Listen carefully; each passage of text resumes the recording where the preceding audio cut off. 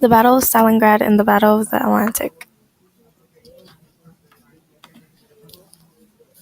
In July 1942, Hitler ordered the capture of the city of Stalingrad, which is now Volgograd. Hitler wanted to capture the city of Stalingrad because it was Stalin's city. From September through early November, German troops battled street by street and even house by house just to capture the city. The Soviet army clung to its defense to the city.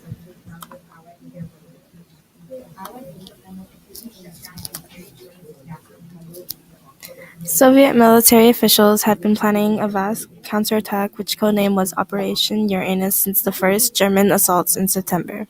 They built a massive force around Stalingrad so they could use it to encircle the German Sixth Army, and it was used on November 19th on the Romanian forces.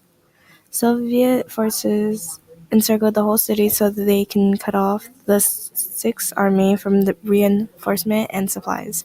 The army was told to stand fast when they could have had an opportunity if they retreated, and the head of the Luftwaffe, Hermann Göring, made Hitler determined about his decision by making an assurance that the army would get their supplies by airdrops.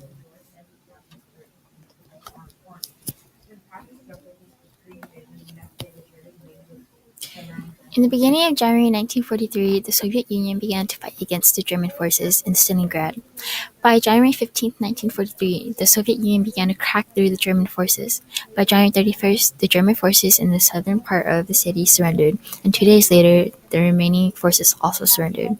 During the Battle of Stalingrad, it killed nearly 147,000 Germans and Romanians, while 91,000 were prisoners.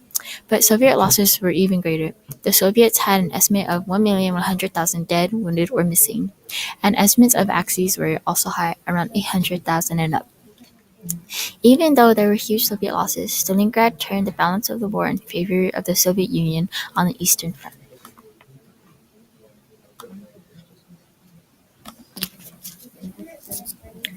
The struggle between the British and the Americans to keep safe the shipping lanes of the Atlantic Ocean against the German forces was the Battle of the Atlantic.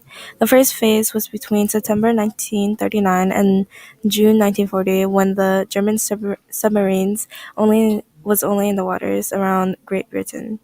The second phase between 1940 and April 1941, when the German forces focused on the eastern Atlantic to stop the flow of supplies and men to Britain. Between April to December 1941, the third phase happened, and German submarines extended their patrols into the central and western parts of the Atlantic. After December of 1941, German submarines began operating off the coast of the United States.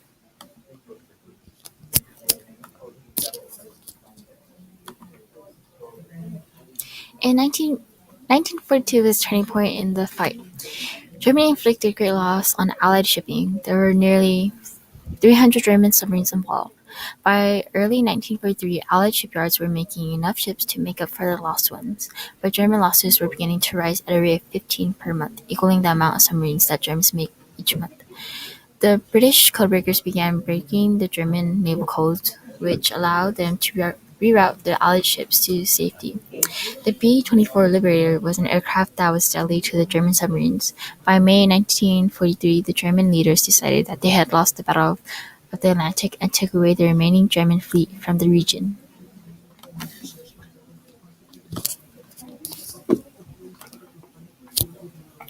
The signal of the weakening of the German position on the Eastern Front was the collapse of Stalingrad, but that doesn't mean the collapse of the front. In the summer of 1943, the German army did Operation Citadel, which was when the German army planned on to attack the Soviet city of Kursk. They hoped the plan would help them by slowing the Soviets, but the latter carried out a massive fortification program of Kursk during the late winter and early spring. The Battle of Kursk was among the largest battles fought in human history. By October of 1943, the Soviets forced the German troops into Ukraine, and the defensive position of the Germans untenable in the face of the Soviet military presence.